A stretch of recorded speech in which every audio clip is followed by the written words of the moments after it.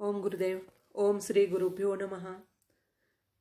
अगोदरच्याच प्रवचनातील मुद्द्यांना कंटिन्यू करून परमपूज्य मौली म्हणाले, कधीही कोठेही आणि काही होणं नाही. काळ, वेळ आणि स्थळ हे सर्व नियोजित असतं. योग्य वेळेला, योग्य ठिकाणी आणि योग्य स्थळावरच ह्या घडामोडी घडतात.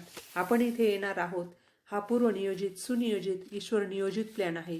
त्यानुसार आपण इथे एकमेकांना या कातड्याच्या डोळ्यांनी दिसत आहोत. ज्या पद्धतीची ऊर्जा तुम्हाला ज्या माध्यमातून द्यायची ती तुमच्या लाईफला टर्निंग पॉईंट असेल. देवाच्या वाट्याचे मुठभर पोहे चोरल्यामुळे सुदाम्याला आयुष्यभर दारिद्र्य सहन करावं लागलं. मुलांना अन्न करावं लागलं. किती मोठी किंमत त्याला द्यावी लागली.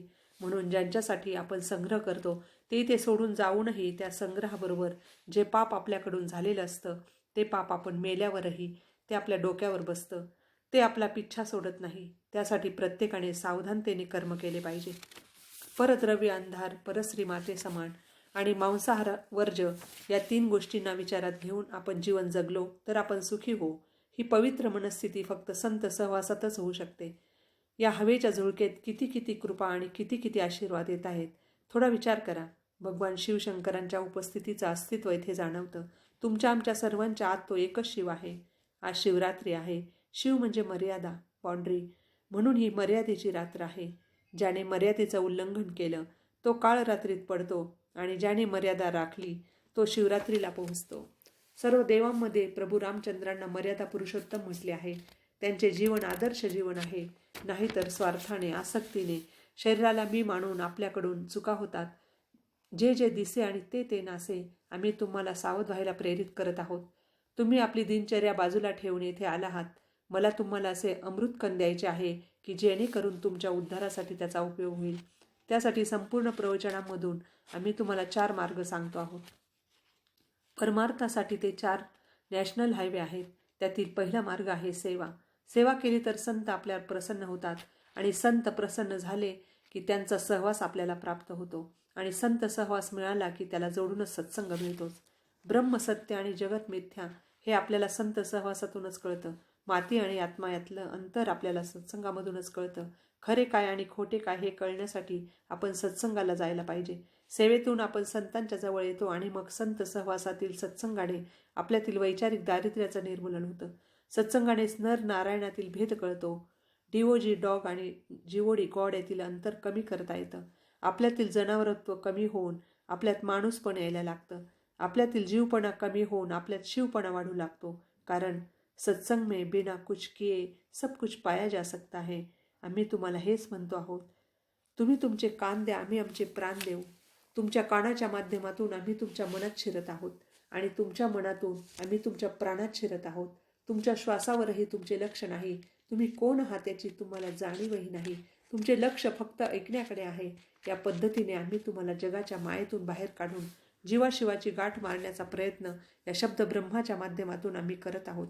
तुमच्या आतील अंतरात्म्याची अनुभूती घेण्यासाठी, एकरूप होण्यासाठी आमचे प्रयत्न आहेत. हाच तर सत्संग आहे. सेवेनंतर सत्संग हे आपलं दुसरं पाऊल आहे. सत्संग अनेकातही होतो आणि आपल्या स्वतःतही होतो. आपलं एक बहिर्मन असतं आणि एक अंतर्मन असतं. आपल्याच आपल्याशी सत्संग होतो. संत तुकाराम महाराज म्हणतात, तुका म्हणे होय आपुलाची वाद आपुल्याशी. कारण आपल्या आत एक साधक आहे आणि बाहेरही एक साधक आहे.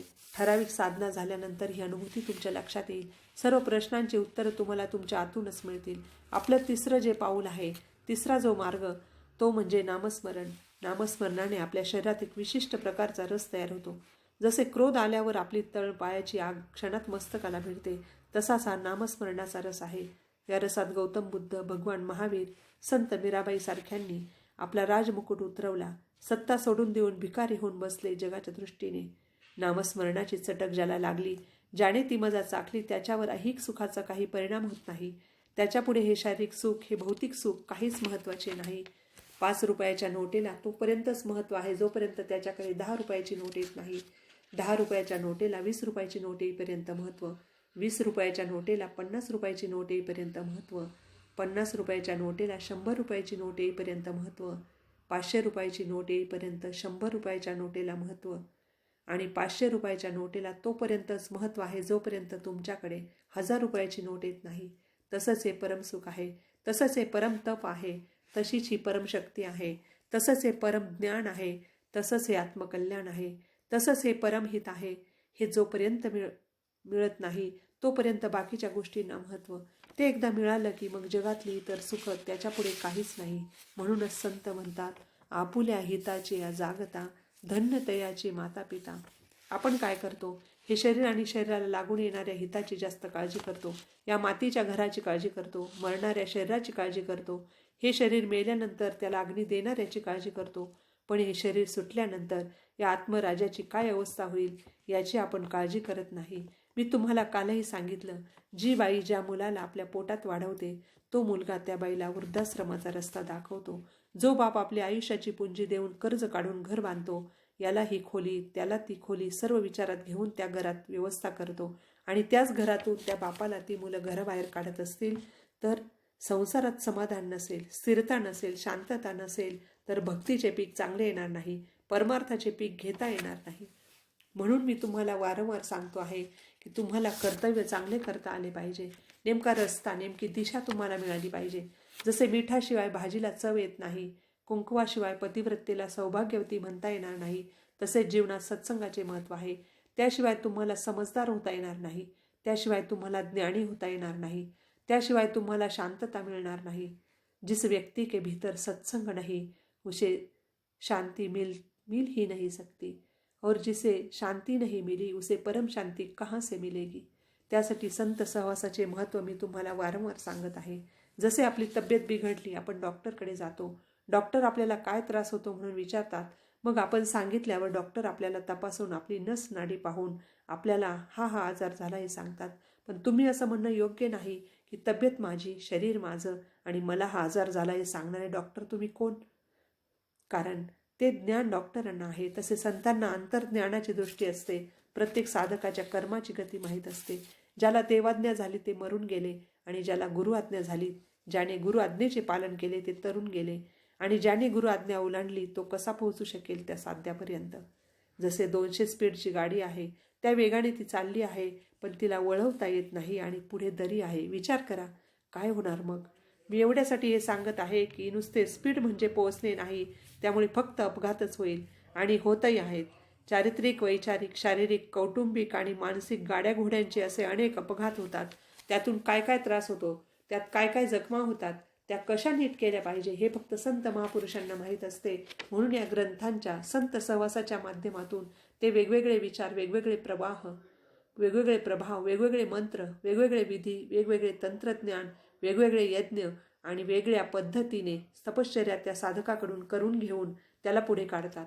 कारण त्यांना माहीत असते, डोळे दुखले तर त्यात ते औषध 2 थेंब टाकावे, कंबर दुखले तर 2 हातांनी मलम लावा, हे त्यांना माहीत असते.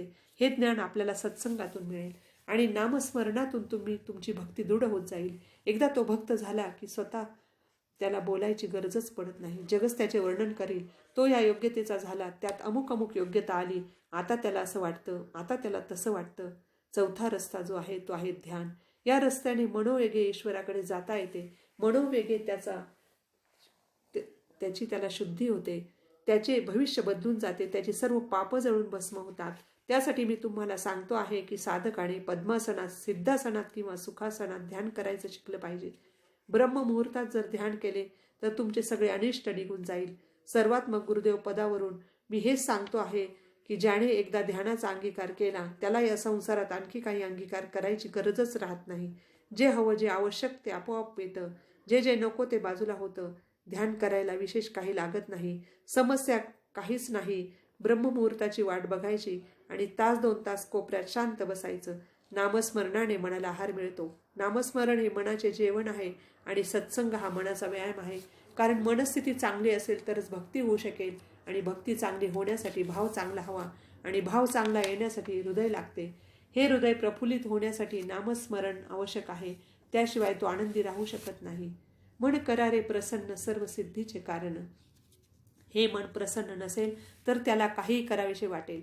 या मनाच्या अप्रसन्नतेमुळेच कोणी नाराज राहतो, कोणाची चिडचिड होते, कोणाला भांडावेसे वाटते, कोणाला चावा घ्यावासा वाटतं, कोणाला धक्काबुक्की करावीशी वाटते, कोणाला लोटावंसं वाटतं. त्या मनाला काहीही वाटतं. मनाचं काय? अशा ह्या मनाला ताळ्यावर आणण्यासाठी आपण सत्संगाची कास धरली पाहिजे.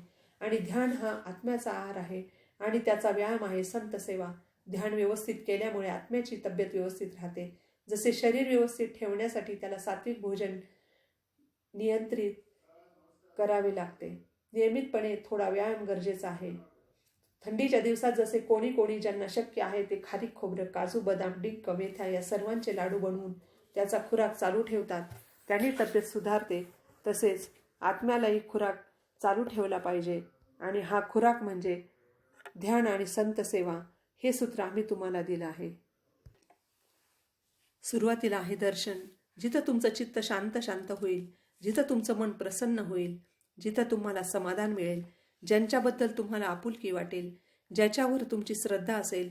जसे सुदाम्याच्या दर्शनाने भगवान श्रीकृष्णांना प्रसन्न वाटले, तसे कोणाला रामात देव दिसतो, कोणाला नागामध्ये दिसतो, कोणाला गायीत दिसतो, कोणाला उकिड्यात देव दिसतो, कोणाला दगडात दिसतो, कोणाला फोटोत दिसतो, कोणाला मूर्तीत देव दिसतो, कोणाला गजानन महाराजांमध्ये दिसतो, तर कोणाला साईबाबामध्ये दिसतो. हे झाले दर्शन. दर्शनानंतर येते ती श्रद्धा. प्रेमपूर्वक विश्वास असेल तरच श्रद्धा बसते.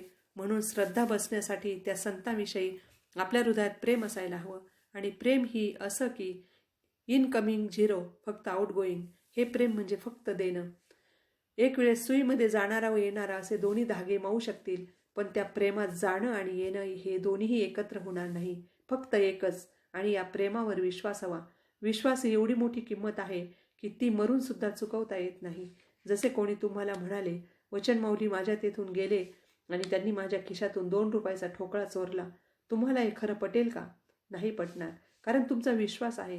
गुरुदेव असं करू शकणार नाही, मेले तरी ते असं कधीच करणार नाही. म्हणूनच सांगतो की विश्वास हा मृत्यूपेक्षाही किमती आहे. दुनिया विश्वासावरच कायम टिकून आहे. एक विश्वास हरवला तर प्रपंचाचंही वाटोळ होतं आणि अध्यात्माचं तर होतच होतं. आणि आत्मविश्वास हरवला तर सगळंच कामातून जातं. आत्मविश्वास हरवला तर मनात संशय येतो आणि संशय आत्मा विनश्यती. तुमच्या आत्म्याचाही विनाश संशयामुळेच होतो. संशय कशामुळे येतो? तर विश्वास नसल्यामुळे. आणि विश्वास उडाला की जीवन विस्कळीत होते. मग आत्मविश्वास उडाला तर काय उरेल? काहीच नाही. हा आत्मविश्वासाचा प्रसाद परमेश्वर संत कृपेने साधकांना देत असतो. तुम्हाला हा आत्मविश्वास आपल्या हृदयात धारण करायचा आहे. तो हा की मी शरीर नाही, मी आत्मा आहे. त्या आत्म्याची प्राप्ती मला करून घ्यायची आहे. प्रेमपूर्वक विश्वासातून आपल्याला ज्ञानाची प्राप्ती होते. श्रद्धेने ज्ञान वाढतं. ज्ञान काय शिकवतं? ज्ञान आपल्याला हेच शिकवतं की हे असं आहे, हे असं नाही. असलं तर असू द्या, नसलं तर नसू द्या. एकतर ते तटस्थ राहायला शिकवतं, सहभागी व्हायला शिकवतं किंवा दूर राहायला शिकवतं. संपूर्ण जगातल्या ज्ञानाचे 3च पॉइंट आहेत. एक आहे मी, एक आहे तू आणि एक आहे तो. जेव्हा मी अस्वस्थ होतो तेव्हा तो तूकडे बघतो आणि मी आणि तू जेव्हा अस्वस्थ होतात तेव्हा तोकडे पाहिले जाते. हे ज्ञानाचे टोक आणि तेच त्याचा शेवटही. जसा हा चष्मा इथून सुरू होऊन इथेच संपतो, म्हणजे सुरुवात हीच शेवट, तसेच जिथून ज्ञान सुरू होते तेथेच येऊन ते संपते. ही अवस्था आहे स्थितप्रज्ञता किंवा त्यालाच मुक्त अवस्था म्हणतात. ज्या व्यक्तीला ज्ञान प्राप्त झाले त्याने पहिले चारित्र्यावर नियंत्रण आणायचे. नियंत्रण आणायचे म्हणजे नेमकं काय? तर रागाच्या अधीन न होता त्या रागाला आपण ताब्यात घ्यायचं. तिरस्काराच्या अधीन न होता तिरस्काराला आपल्या ताब्यात घ्यायचं. जर षड्विकार आपले मालक होत असतील तर आपल्याला ज्ञान झालेलं नाही. त्यांना ताब्यात घेता आले तर तुम्हाला ज्ञान झाले. जोपर्यंत तुम्ही तुमच्या चारित्र्यावर नियंत्रण आणू शकत नाही तोपर्यंत मोक्ष नाही, मुक्ती नाही, स्थितप्रज्ञता नाही. त्याशिवाय तुम्हाला मोकळं होता येणार नाही. जेव्हा तुम्हाला स्वतःवर नियंत्रण आणता येईल तेव्हा तुमच्या स्थितप्रज्ञता येईल. तुम्हाला मोक्ष प्राप्त होईल. त्या पुढची पायरी आहे आनंद. त्यानंतरची पायरी आहे अखंड आनंद आणि त्यानंतर शेवटची पायरी आहे परमानंद. आपण पहिलं दर्शन पाहिलं, त्यानंतर श्रद्धा, त्यानंतर ज्ञानप्राप्ती आणि ज्ञानाने चारित्र्यावर नियंत्रण, नंतर मोक्ष, नंतर अखंड आनंद आणि शेवटी परमानंद. एकदा ज्ञान मिळून चारित्र्यावर नियंत्रण करता आलं की मग बाकी सर्व गोष्टी आपोआपच होणाऱ्या आहेत. आणि हीच साधना आहे. त्यात तपश्चर्या, कर्तव्य, कर्म करायचं शिकायचं. कर्तव्यातूनच कर्म बनते, त्यातूनच गती मिळते आणि त्यातूनच भाग्य, अभाग्य, लक, योग्य, अयोग्य हे त्या कर्मातूनच जन्माला येतं. हे कर्म आपल्याला भूतकाळात नाही, भविष्यकाळात नाही, तर वर्तमान काळातच करता येतं. हे कर्म श्रेष्ठ कसं होईल याकडे आपल्याला लक्ष द्यावं लागणार आहे. तुमच्या आयुष्यात तुम्हाला परमेश्वराचा पाठिंबा हवा असेल, तुमच्या मनात, मतात त्यांचं मत मिसळावं असं वाटत असेल, तुम्हाला तुमच्या अडीअडचणीतून निवडून यावं असं वाटत असेल, तर तुम्हाला ईश्वराच्या मताची गरज पडेल. आणि ईश्वर त्यालाच मदत करतो जो सत्कर्म करतो, जो कर्तव्य चांगले करतो. राजकारणात जे लोक मतांनी निवडून येतात त्यांची पुन्हा 5 वर्षांनी निवडणूक होते. संत कारणात मात्र 1 मतानेच निवडून येतात. जसे 1 मत रामकृष्णांनी विवेकानंदांना दिले, भगवान श्रीकृष्णांनी फक्त अर्जुनाला दिले, श्रीराम प्रभूंनी फक्त हनुमंतरायाला दिले, मच्छिंद्रनाथांनी फक्त गोरक्षनाथांना दिले. हे 1 मताचं संत कारण आहे. आपला परमार्थ खरा असेल तर आपण ज्या इष्टदेवतेला, ज्या सद्गुरूंना मानतो त्यांच्या डोळ्याच्या बाहुलीत आपल्याला स्थान मिळवता आलं पाहिजे. त्यांची प्रसन्नता आपल्याला प्राप्त करता आली पाहिजे. आपण सरळपणे त्यांच्या हृदयात स्थान प्राप्त केलं पाहिजे. गुरुदेवांनी आपल्याला सेवा, सत्संग, नाम आणि ध्यान हे 4 मार्ग सांगितले. त्याद्वारे आपण आपल्या सद्गुरूंची आपल्यावर प्रसन्नता प्राप्त करू शकतो. जर आपल्याला परमेश्वर मिळवायचा असेल तर बाबांनी सांगितलेच आहे ना, हृदय मंदिरी जे मज पाहती तयासी होय माझी प्राप्ती. अरे वेड्या, मी इकडे तिकडे कुठे नाही, मी तुझ्या हृदयातच आहे. तू नाम आणि ध्यानाने त्यांना मिळू शकतोस. तुम्हाला तुमच्या सद्गुरूंना प्रसन्न करायचं असेल तर अगोदर स्वतःच्या आत्म्याला प्रसन्न करा. तुमची आत्मिक तब्येत प्रसन्न ठेवा. तुमची मनस्थिती 24 तास प्रसन्न कशी राहील ते बघा. तीही अनकंडिशनल. कुठलंही मिळाल्यानंतर समाधान असं नाही, तर आहे त्यात प्रसन्नता. ज्ञानींना माहीत आहे, त्यांना काही मिळालं आणि नाही मिळालं तरी त्याचा त्यांच्यावर काही फरक पडत नाही. कोणाच्या मृत्यूचा ते शोक करत नाही आणि कोणाच्या जन्माचा त्यांना हर्ष होत नाही, कारण त्यांना माहीत आहे हा मृत्यूलोक आहे. प्रत्येकाचं येणं मरणासाठीच आहे. जो जन्माला आला त्याला एक ना एक दिवस मरावंच लागणार आहे. मग त्याच्या मरणाचा ते खेद करत बसत नाहीत. जगाची राहटी उत्पत्ती, स्थिती आणि लय आहे. या 84 लाख योनीच्या फेऱ्यातून तुम्हाला बाहेर यायचे आहे आणि म्हणूनच तुमची वकिली करण्यासाठी तुम्हाला तुमच्या सद्गुरूंची साथ लागेल. सद्गुरू तुमच्यावर प्रसन्न केव्हा होतील? जेव्हा त्यांच्या आवडीचं तुम्ही काही कराल. तुमच्या सद्गुरूंना काय आवडतं हे तुमच्या लक्षात यायला पाहिजे. त्यांना कोणती लालच लागेल? त्यांना कसं विकत घेता येईल? पैशाने नाही. त्यांना कसं आपलंसं करता येईल? त्यांच्यावर तुमचा प्रभाव कशाने पडेल? तुमचा शब्द ते केव्हा झेलतील? तुमच्यासाठी ते देवाशी भांडण कशा करता करतील? हा चाललेला पाऊस ते कसा थांबवतील? थोड्या अन्नात जास्त लोक ते कसे काय जगवतील?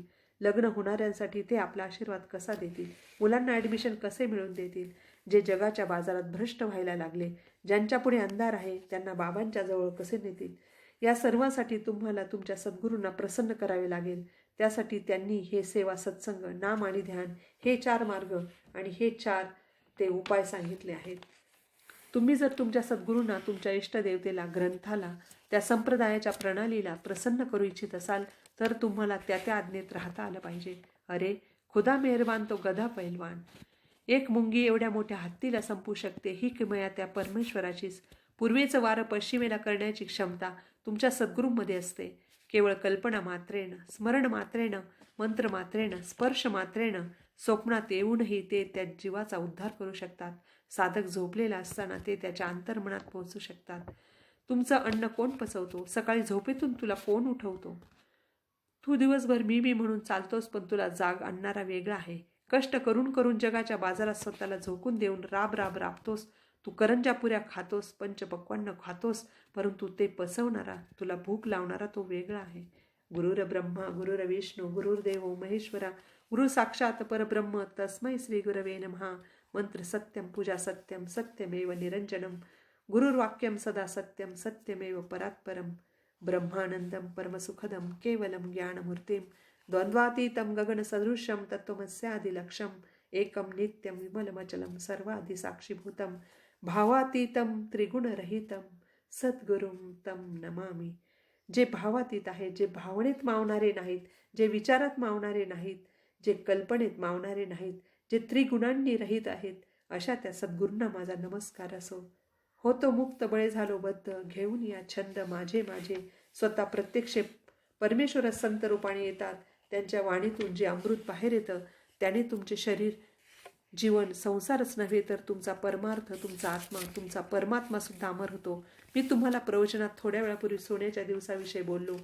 तसेच तुमच्या आयुष्यात आणि तुमच्या शरीरात या अमृतवाणीचे कण पडो आणि त्याने तुम्ही अमर व्हाल. या शरीराला मी म्हणणे सोडून तुम्ही तुमच्या आत्मस्वरूपात या. तुम्ही साधनेने योग्यता आणली तर परकाया प्रवेशाची योग्यता ध्यानाने आणू शकता. असे अनेक शरीरे आले आणि गेले. पूर्वजन्मांच्या स्मृती तुम्हाला आठवू शकतात. भगवान श्रीकृष्ण अर्जुनाला म्हणाले, अर्जुना, तू अनेक वेळा जन्माला आला आणि परत गेला. तू मरत मरत मला विसरून गेला, पण मी मात्र तुला विसरलो नाही. भगवान श्रीकृष्ण गोपींनाही असेच म्हणाले होते. या तत्वज्ञानावर तुम्ही विश्वास ठेवला पाहिजे. विश्वास ही फल है, सत्संकल्पाचा दाता भगवंत. निश्चयाचे बळ तुका म्हणे हेची फळ. तुम्ही तुमच्या मनामध्ये दृढ निश्चय करा. या माणसाच्या जन्मातच मी स्वतः साक्षात परमेश्वर स्वरूपाची अनुभूती घेईल. मी वेगळा, माझे बाबा वेगळे, देव वेगळा, भक्त वेगळा. हा वेगळेपणा अवघा संपून टाकील. जसे हवा आणि गती, सूर्य आणि प्रकाश, पृथ्वी आणि माती, फूल आणि सुगंध, सागर आणि पाणी हे एकमेकांशी एकरूप आहेत, तसे माझे सद्गुरू आणि मी एकरूप होईल. तुम्हाला असं एकरूप व्हायचं असेल तर शरीर जातील येतील, प्रारब्धानुसार जीव चालत राहील. जसे भगवान श्रीकृष्ण आणि सुदामा. काहे म्हणवा दुःख की चिंता, क्यों सताती है, दुःख तो अपना साथी है. सुख है छाव ढलती, आती है जाती है, दुःख तो अपना साथी है. या सर्वांच्या सहित तुम्हाला परमेश्वराला जवळ करायचं असेल तर सद्गुरूंनी दिलेल्या सेवा, सत्संग, नाम आणि ध्यान या 4 पदरी रस्त्याने तुम्हाला चालावं लागेल. एक गोष्ट लक्षात ठेवा, आपल्या संग्रहाला धक्का बसू नये या नीतीने माणूस व्यवहार करतो. पण तुम्ही जर फक्त लक्ष्मीवर प्रेम कराल तर भगवान विष्णू तुमच्यावर रुटतील, कारण ती त्यांची पत्नी आहे. लोकाच्या बायकोकडे पाहिलं म्हणून गावातल्या गावात भांडणं होतात, गल्लीत भांडणं होतात, घरातल्या घरात भांडणं होतात. तुम्ही देवाच्या बायकोवर प्रेम करायला निघू नका. त्याने तुमची फसगत होईल, दारिद्र्य हाताशी येईल आणि भलत्याच माणसाने माझ्याकडे पाहिले म्हणून लक्ष्मी पण तुमच्यावर नाराज होईल. म्हणून नुसतं पैशाच्या मागं पळणं सोडून द्या. नारायणाला तुम्ही हृदयात घ्या. जिसके हृदय में नारायण वो कुछ कर्म करे न करे रे. काशी में जाए डूब मरे न मरे, मंदिर में फेरे फेरे न फेरे रे. आपल्या हृदयातच नारायण असेल तर लक्ष्मी जाणार कुठे? अवतीभोवती ती येईलच ना. तुम्ही आसक्तीच्या मागे, धनाच्या मागे, स्वार्थाच्या मागे, आकांक्षाच्या मागे, अहंतांच्या मागे, अहंकाराच्या मागे जाऊन तुमचे मानवी शरीराचे जे मूळ भांडवल आहे ते वाया घालवू नका. आयुष्याचं जगण्याचं सार्थक करा. त्यासाठी सेवा, सत्संग, नाम आणि ध्यान हे मार्ग आहेत. 4 चाकी गाडी कलंडत नाही. सरळ व्यवस्थित चालते तसे हे मार्ग आहेत. त्याबरोबरच जीवनात विचार आणि आचार, आहार आणि विहार हे व्यवस्थित सांभाळा. हे तत्व तुम्ही जीवनात उतरवले तर तुम्ही नरायचे नारायण व्हाल. तुम्हाला सांगू, परमार्थाची निवडणूक 3 मतांनी निवडून येते आणि 1 मत पडलं तरी चालतं. संपूर्ण आयुष्यात 1 मत आहे शास्त्र प्रचितीला. शास्त्राच्या चौकटीतून ती व्यक्ती योग्य ठरली की ती परिपूर्ण झाली. दुसरं मत आहे आत्मप्रचितीला. स्वतःला आत्मानुभव आला, मीच आत्मा आहे, मीच परमात्मा, शरीर मी नाही. आत्म्याला प्राप्त करण्याचे हे केवळ साधन आहे. त्याची प्रचिती आली की ते मत तुम्हाला पडलं. तिसरी प्रचिती आहे गुरुप्रचिती. गुरुने सांगितले की हा परमेश्वर झाला की तो परमेश्वर झालाच. या संत महापुरुषांनी दगड आणले, त्यांना तुम्ही मूर्ती म्हणाले आणि त्याच्याच पाया पडत गेले. विचार करा, दगडाची दिंडी करणारे तुम्हीच, पायी जाणारे तुम्हीच, त्याची मूर्ती बनवणारे तुम्हीच, त्याला हार फुले घालणारे तुम्हीच, त्याला ओवाळणारे तुम्हीच, त्याला उदबत्ती लावणारे तुम्हीच आणि तो पावला म्हणणारे तुम्ही माणसंच ना. दगडाला हाताशी आणून घडवून मूर्ती बनवून तो पावेपर्यंत जेवढ्या प्रक्रिया करणारे ते माणसंच ना. आधीचे ना मधीचे, आम्ही देवाच्याही आधीचे.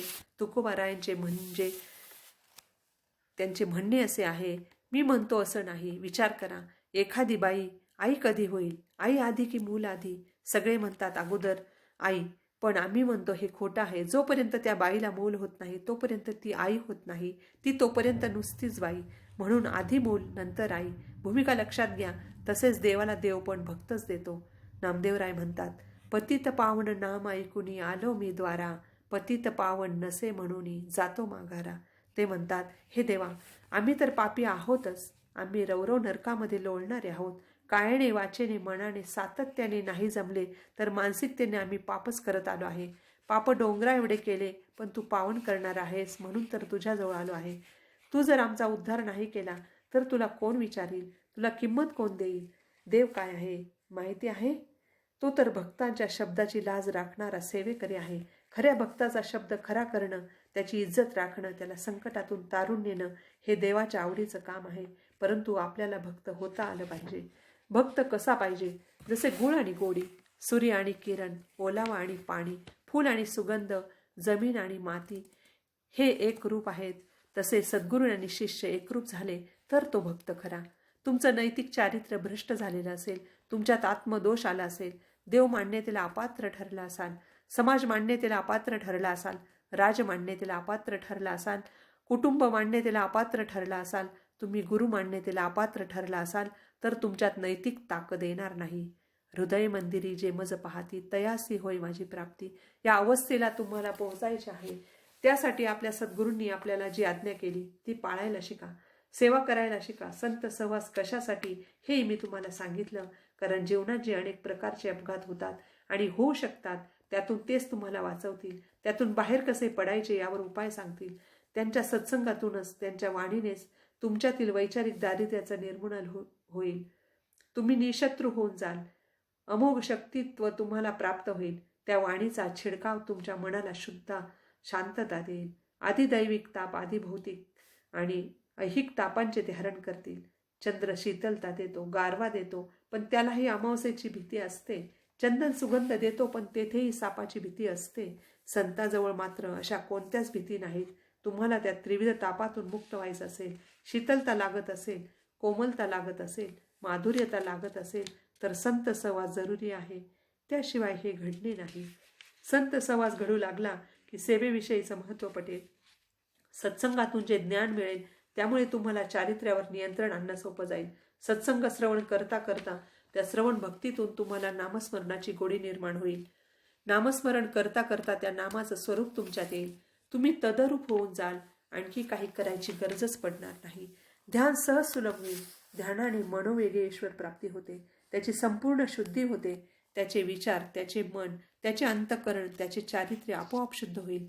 जर तो नियमित ध्यान करू लागला तर त्याचे रोग नष्ट होतील. त्याला तेज येईल, कांती येईल, ऐश्वर्य मिळेल, त्याला सद्बुद्धी येईल आणि एकदा सद्बुद्धी आली की सर्व अष्टसिद्धी त्याच्या दारी पाणी भरतील. तुम्ही नराचे नारायण व्हाल, नारीची लक्ष्मी व्हाल. सद्गुरूंच्या प्रसन्नतेशिवाय हे सर्व निरर्थक आहे आणि त्यांना प्रसन्न ठेवण्यासाठी तन, मन, धन आणि वाणी, समय सेवेसाठी वापरा. सेवा, सत्संग, नाम आणि ध्यान यातील तुला जे आवडेल, जे परवडेल, जे पचेल, जे रुचेल त्या पद्धतीने तू त्याचा अंगीकार कर. देवाचं नाव घेतल्यावर सगळ्यांना देव पावतो, सगळ्यांची भक्ती फळते. आपल्याच वाट्याला तो का येत नाही? आपलंच असं का बरं होतं? त्याचं कारण असं आहे की आपण कुठेतरी कमी पडतो. ही त्रुटी भरून काढण्यासाठी सद्गुरूंनी दिलेल्या मार्गाचा अवलंब करा. होणारे होत आहे रे, न टळे ब्रह्मतया आडवा, असे जरी शास्त्र सांगत असले तरी संतांनी, महापुरुषांनी त्याला ठोकर मारली. तुला कुठलीही कशाची काळजी करायची कारण नाही. त्यांनी सांगितलेल्या मार्गाने तू चालत राहा. संतांच्या सांगण्याने मार्ग सुलभ होईल. स्वतःच्या जीवनाचं कल्याण कर, स्वतःच्या आत्म्याचा उद्धार कर. ते आपोआपच उद्गारतील. सद्गुरूसारखा हस्ता पाठी राखा, इतरांचा लेखा कोण करी. राजियाची कांता काय भीक मागे, मनाची या जोगे सिद्धी पावे. एवढं बोलून माऊलींनी बोलणं थांबवलं होतं. तेरा तुझको अर्पण प्रभू. ओम गुरुदेव.